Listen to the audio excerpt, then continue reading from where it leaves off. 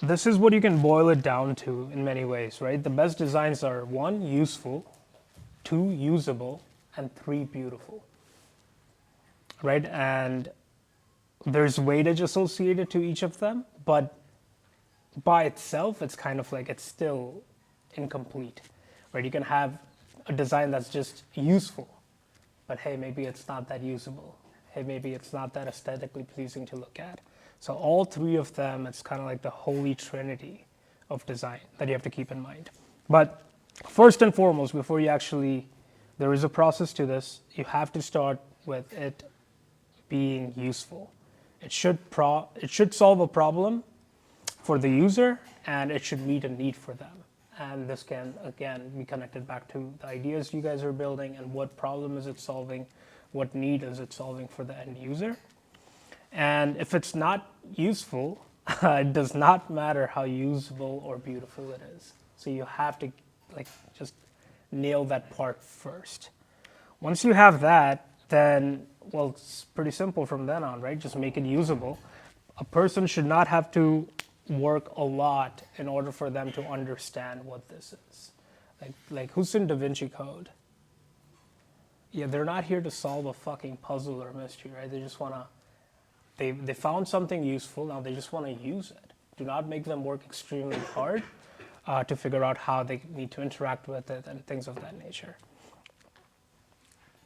And a lot of the things that I talk about may be taken into context of like actual web design or app design, but it can be applied to everything. So think about how usability applies to you in your domain, whether you're making music or videos or films or art. It does, like, all of these things are extremely important in every single domain. And if it's difficult to use, like, they'll just churn. And we see that the easiest is like you can just look at your analytics and they'll just if you put out a trash video that you think is aesthetically pleasing, but no one interacts with it, that's your sign that, hey, maybe they didn't find it that useful. Maybe there weren't enough insights in the video that they can walk away with. So it's like it's again a culmination of all of those things together. And yeah, finally, this is obviously, like, all of us know what good design looks like, and I'll talk about that briefly. But yeah, just make it aesthetically pleasing. Yeah. Which would you say is the most important? Like, is it usefulness? Like, which? Have you seen the slide deck before? No. Damn. We'll get to it, but I'll answer that in just a second. Yeah, but at any point, feel free to ask me any. These are like very abstract concepts, so like feel free to like ask any questions, man. What's a concrete example of that term that you just went through for, say, picking like an outfit or like Picking what, bro? or like Picking. I said picking an outfit. So like outfit. If I'm wearing an outfit, how do I design that outfit for myself so that it meets those criteria for like other people? And what does that actually look like in practice? Yeah. So well, it's. Depends on what the film is about, depends on how the story goes. Are you talking about films? I first mentioned out, but the second thing was film because it seemed like I wasn't communicating. Also, basically, like, what are you trying to communicate? What's your story? How do you want people to perceive you? How do you want yourself to be perceived by others? Right? I wear the same outfit every day, every single fucking day. There's many reasons for that, but again, at the end of the day, it's like, it's an intentional choice I make, right? So, and that answer is different for everyone, right? Where a lot of people are extremely vocal about how they want their personality to be projected by the outfits they wear, and then how you can meticulously iterate and cater that to the audience and your needs, and use feedback, right? So yeah, finally, make it pleasable, enjoy, and just make sure that in your efforts to make it aesthetic and beautiful, do not sacrifice on usability and usefulness. Make sense?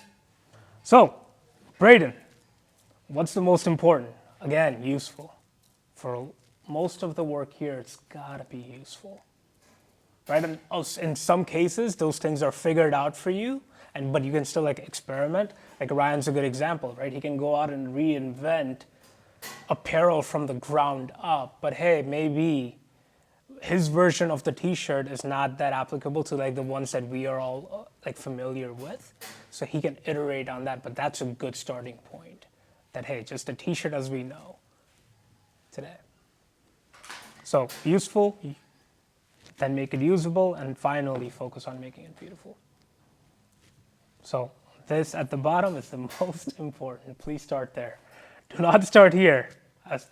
Starting here is no different than the shit show we see on Dribble. Right? To me, that's no different than just being a snake oil salesman. Yeah. If you nail the first two, do you find that the third one happens on its own, kind of? Or So do you have to like really put a lot of effort into it? a really, really good question. And that's kind of like, when, even in the beginning when I started that I've done this like half a dozen times, like I kind of want to walk you through a process so that you can understand. Because in the pursuit of making it useful and usable, there'll be so many ideas you already get on how to make it usable. Right, and a lot of you, like I'm sure, like some of the musicians here, as you're kind of like crafting your first beat and you're adding lyrics to it, you kind of already are picturing some version of like the aesthetic music video that's going out. But do not rob yourself of this process. All right, quick disclaimer on tools, because I see a lot of people in this boat, people here and just people that have gone through this presentation a few times. Do not focus that much on the tool. They're great, but only if they push you forward.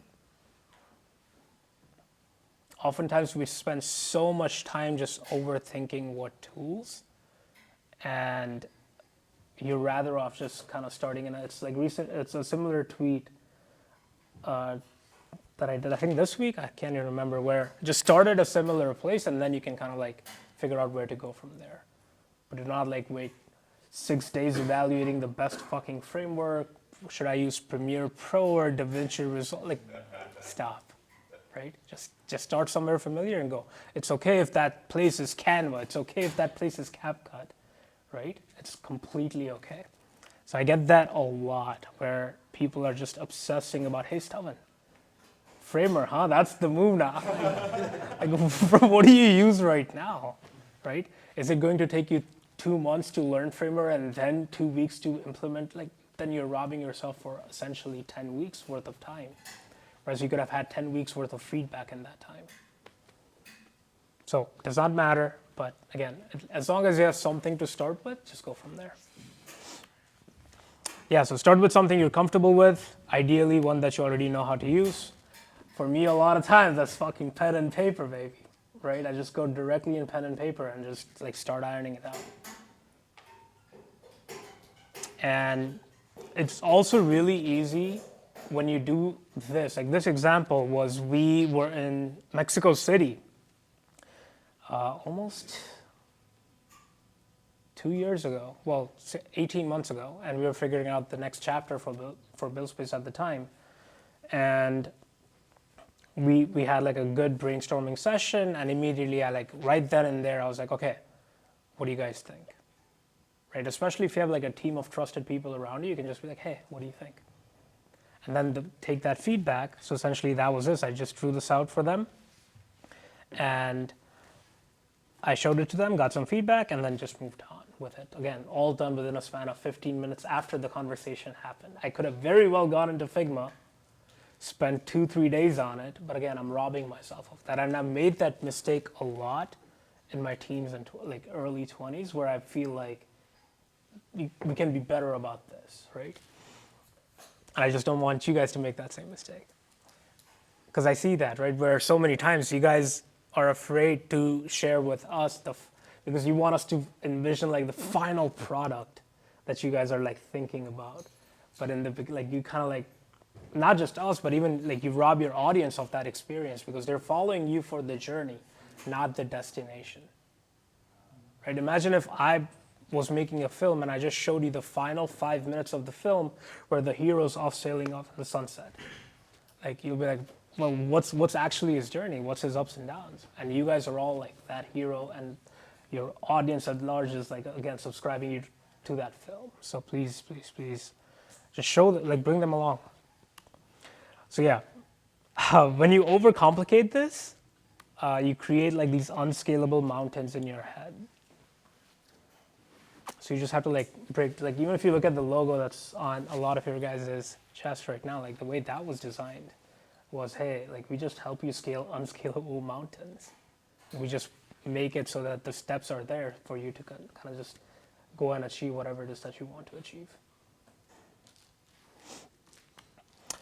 And yeah, once you have feedback, you can improve it. So essentially, I got this. Immediately then, I was like, all right, let's not even go to Figma yet. Excalibur, let's rough it out.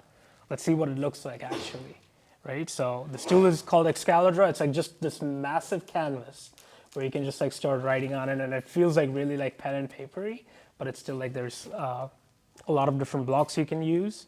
And there's some flowcharts there where you can kind of like see like, okay, user comes to the landing page, learns how to handle their username, things of that nature. And you can go from there. And once I got feedback on this, immediately, again, this is as soon as we came back, this is half a day's worth of stuff. There's a lot more to it, obviously, that I'm not showing. But then you can kind of like focus. So this was, again, the usefulness aspect, the usability, like, you know, how are the interactions going to be? And then you can kind of like, the one that we actually shipped out was this beautiful pages for like all the user profiles, all the company profiles, things like that. This idea flopped, don't get me wrong, it was fucking trash. But hey, we legit shipped it in a span of 2 weeks versus spending all this time making it pretty, creating the perfect flow, like interactions in Figma and all. It's like, no, just don't do that. Not worth it. We learned a lot by just going through this exercise a few times. Who's used this, by the way? Anyone remember? Rohit? Braden? You created a profile? I think so. We got an email one day. Yeah, this is, I think, pre a lot of your guys' day at buildspace, but it was fun. Any questions about this?